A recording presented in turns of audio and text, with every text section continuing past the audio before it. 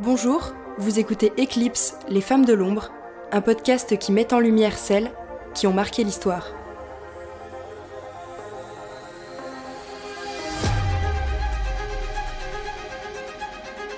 Connaissez-vous l'histoire de Daisy Bates ? Si ce nom ne vous est pas familier, permettez-moi de vous présenter une figure extraordinaire de l'histoire américaine.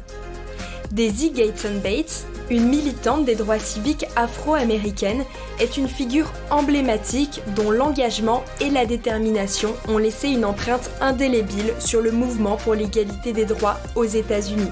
À travers son rôle de présidente de la section Arkansas de la NAACP et son travail en tant qu'éditrice de l'Arkansas Weekly, elle a documenté la lutte pour mettre fin à la ségrégation dans son État.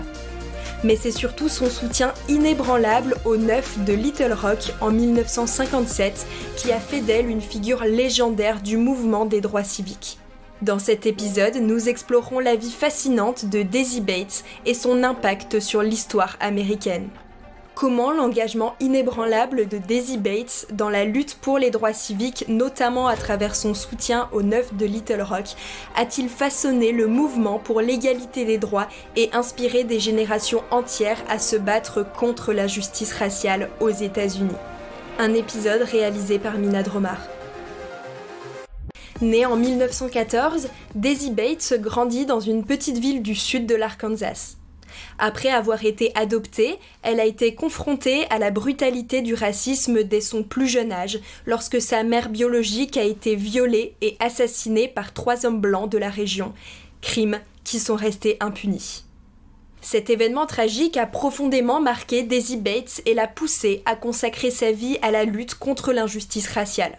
À l'âge de 15 ans, elle rencontre son futur mari et s'installe à Little Rock où elle fonde son propre journal, l'Arkansas Weekly.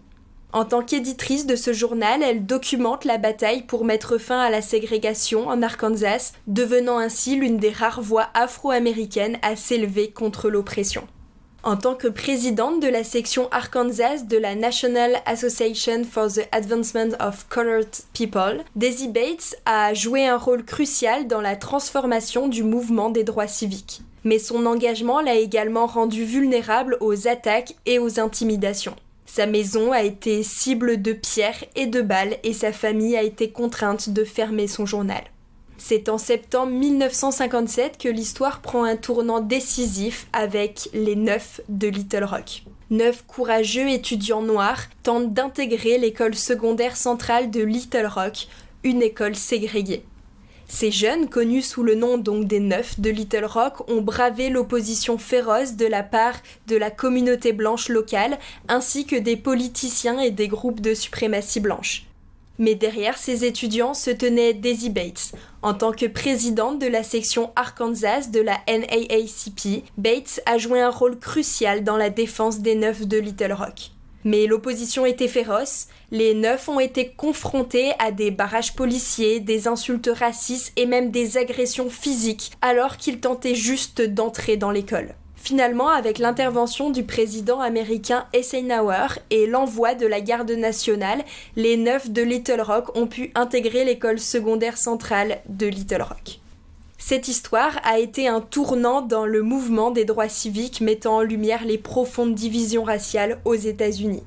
Malgré les menaces, Daisy Bates a continué à lutter pour la justice. En 1958, elle a reçu une reconnaissance nationale lorsque Martin Luther King l'a invitée à prononcer un discours lors du Women's Day. Et en 1963, elle a été l'une des 6 femmes invitées à prendre la parole lors de la célèbre marche sur Washington pour l'emploi et la liberté. Dans son discours intitulé « Quelle est la valeur de la liberté ?», Daisy Bates a appelé les Blancs à prendre conscience de l'impact de la ségrégation et de l'importance de la liberté pour tous les citoyens. En 1962, Daisy Bates a publié ses mémoires « The Long Shadow of Little Rock » qui lui ont valu un American Book Award. En 1999, elle a été honorée à titre posthume par l'État de l'Arkansas qui a proclamé le 3e lundi de février le Daisy Gateson Bates Day et lui a décerné la médaille de la liberté. Aujourd'hui, l'héritage de Daisy Bates continue de vivre, notamment dans le film Daisy Bates, First Lady of Little Rock de Sharon LaCruz, sorti en 2010, ainsi que dans le documentaire Nine from Little Rock, réalisé par Charles Guggenheim en 1964, qui a d'ailleurs remporté l'Oscar du meilleur court-métrage documentaire. Pour les amateurs de lecture, le roman Sweet Sixteen d'Annelise Heurtier, publié en 2013, offre également un aperçu fascinant de sa vie. L'héritage de Daisy Bates et des Neuf de Little Rock continue de résonner encore aujourd'hui, rappelant au monde entier la nécessité de lutter pour l'égalité des droits et la justice pour tous. Merci d'avoir écouté cet épisode, c'était Eclipse, les femmes de l'ombre, qui mettent en lumière celles qui ont marqué l'histoire. N'oubliez pas de vous abonner, de mettre des petites étoiles et de partager si ce podcast vous a plu. Prenez soin de vous et à très vite.